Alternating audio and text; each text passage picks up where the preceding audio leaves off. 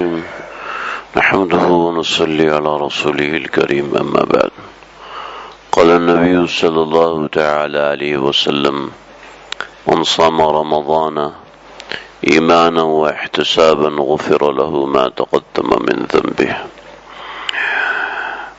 حضور صلی اللہ علیہ وسلم نے ارشاد فرمایا ہے کہ جو رمضان کا روزہ ایمان کے ساتھ اور احتساب کے ساتھ رکھتا ہے اس کے پچھلے سارے گناہ معاف کر دیے جاتے ہیں۔ آج روزے کے حوالے سے یہ آخری درس ہے، پھر آگے انشاءاللہ دیگر موضوعات کے حوالے سے بات کی جائے گی۔ آج چھٹی کا دن بھی ہے اور رمضان کا مہینہ بھی ہے۔ بہت سی چیزیں ایسی ہوتی ہیں جو روزے کو ضائع کر دیتی ہیں۔ وقت ضائع کرنا، فضول گپ شپ لگانا، ٹی وی دیکھنا یا غصہ کرنا۔ رمضان میں بہت سے لوگ ایسے ہوتے ہیں بلا وجہ کی بات پہ غصہ آ رہا ہوتا ہے، نیند نہ پوری ہونے کی وجہ سے یا کسی اور عارضے کی وجہ سے، تو جو روزی کی وجہ سے جو نور بننا تھا وہ سارا کا سارا ضائع ہو جاتا ہے۔ اللہ نے روزہ فرض کیا، ذرا سمجھیں اصل کیا چیز ہے۔ جو چل رہا ہے، پھر رہا ہے، گھوم رہا ہے، سو رہا ہے، جاگ رہا ہے، اور یہ دو ٹانگوں پہ چلنے والا، اس کا نام انسان نہیں ہے۔ یہ جو ہمارا جسم ہے یہ انسان نہیں ہے۔ انسان، اس کے اندر ایک روح ہے، اس روح کا نام انسان ہے۔ یہ بات سمجھیے گا۔ وَإِذَا سَوَّيْتُهُ وَنَفَخْتُ فِيهِ مِن رُوحِهِ، اللہ نے فرشتوں سے فرمایا تھا کہ دیکھو یہ مٹی کا پوتلا ہے، فَإِذَا سَوَّيْتُهُ، جب میں اس کو جوڑ دوں گا، وَنَفَخْتُ فِيهِ مِن رُوحِهِ، اور پھر اس میں اپنی روح پھونک دوں گا، تو پھر فَقَعُوا لَهُ سَاجِدِينَ، پھر اس کے سامنے سجدہ کرنا۔ تم سب نے اس کے سامنے پھر سجدہ کرنا ہے۔ یہ وجہ تھی اس کے سامنے سجدہ کرنے کی کہ اللہ نے فَنَفَخْتُ فِيهِ مِن رُوحِهِ، اللہ نے اپنی روح میں سے اس کے اندر روح پھونکی ہے۔ تو میں اور آپ اپنے آپ کو پہچانے کہ ہم اصل میں کیا ہیں۔ ہمارے اندر اللہ رب العزت نے اپنی روح پھونکی ہے۔ جانور کے اندر جان ہوتی ہے، انسان کے اندر جان بھی ہوتی ہے، اور انسان کے اندر روح بھی ہوتی ہے۔ انسان اور جانور میں سب سے بنیادی فرق یہ ہے۔ دیکھیں اس جسم کے جو تقاضے ہیں، اس جسم کے جو تقاضے ہیں، بعینی ہی یہی تقاضے بھینس کے بھی ہیں۔ اس کو بھی بھوک لگتی ہے، اس کو بھی بھوک لگتی ہے، اس کو بھی نیند آتی ہے، اس کو بھی نیند آتی ہے۔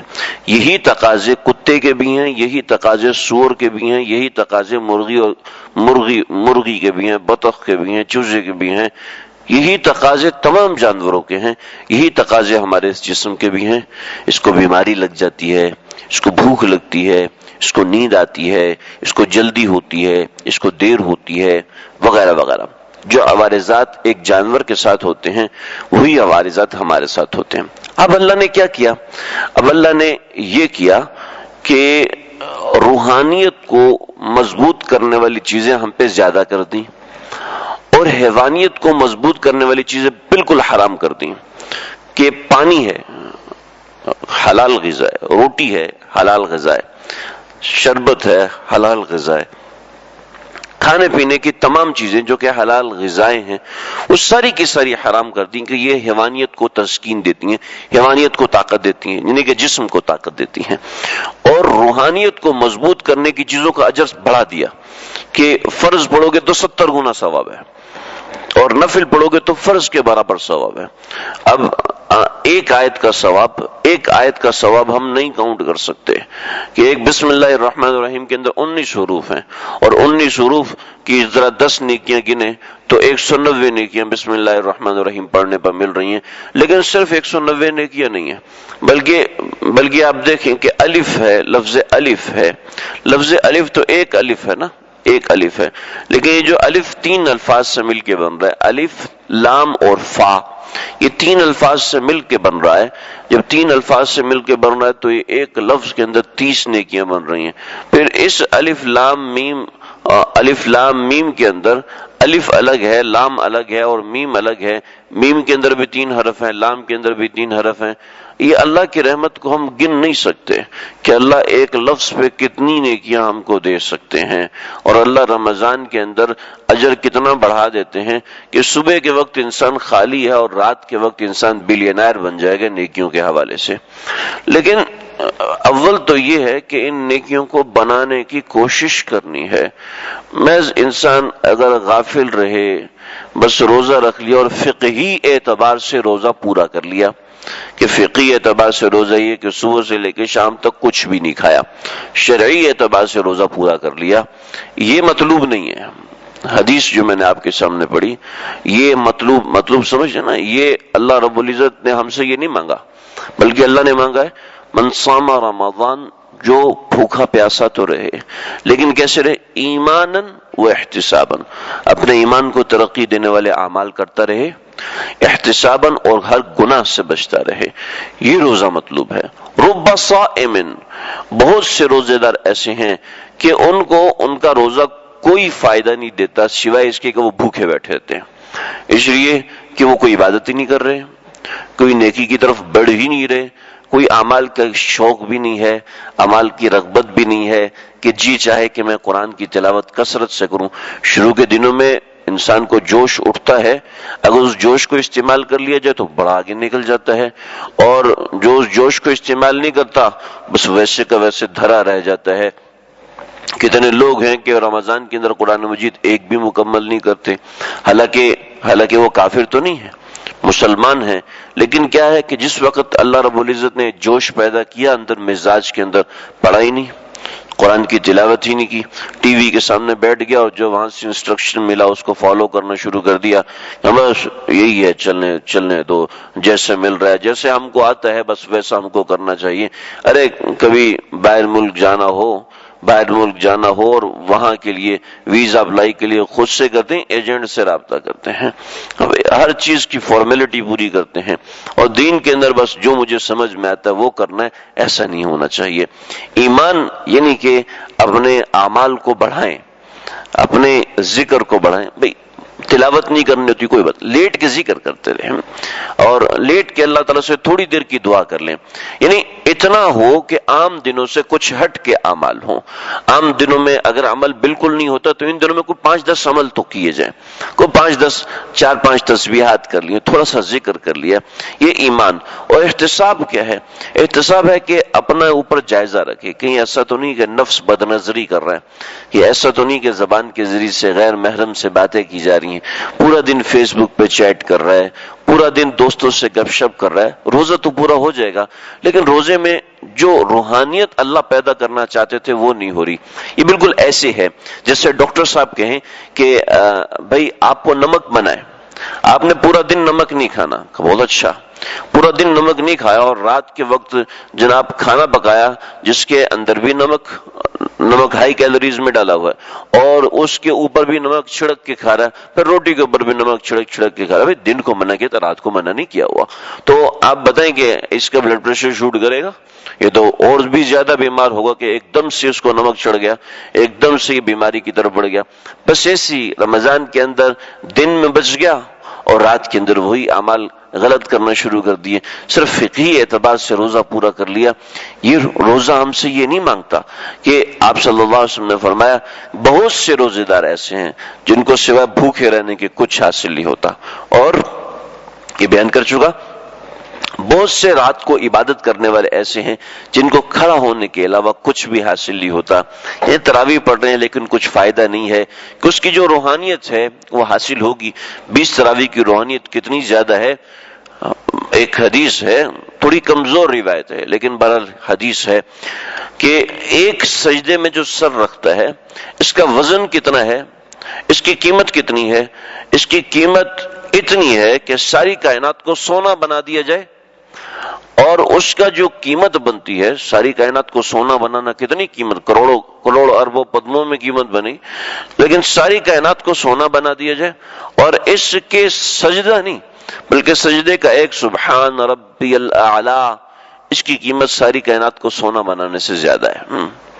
اتنا بڑا اجر ہے، لیکن کیوں حاصل نہیں ہو رہا؟ کہ قائم کرنے والوں کو کچھ بھی حاصل نہیں ہو رہا، اس لیے کہ جو نور یہاں سے کروڑوں ملینائر بلینائر جو نور کمایا تھا وہ بدنظری کر کے ضائع کر دیا، وہ لڑکیوں سے باتیں کر کے ضائع کر دیا، فلمیں دیکھ کے ضائع کر دیا، جی کیا کریں جی روزہ نہیں گزرتا، کسی طریقے سے تو گزارنا ہے۔ یہ نہیں، یہ روزہ مطلوب نہیں ہے، یہ اللہ کو ہم سے یہ روزہ نہیں چاہیے۔ ہمارے فرض ادا ہو جائے گا، لیکن اللہ کو ہم سے یہ نہیں چاہیے۔ دیکھیں ایک آدمی کمپنی کے اندر کام کرتا ہے، کمپنی نے ملٹی نیشنل نے اس کو نوکری دی ہوئی ہے، اور وہ اپنے محلے کے پائپ ٹھیک کر رہا ہے، اپنے محلے کی بجلی صحیح کر رہا ہے، اپنے محلے کے سب گھر والوں کے کام کرے، جو سامان لے کے آنا آپ لوگ آرام سے بیٹھے میں لے کے آتا ہوں، اور کمپنی کے پاس جائے جی مہینے کے آخر میں مجھے تنخواہ دیجیے، دیکھیں میں نے سارے محلے کا خیال رکھا۔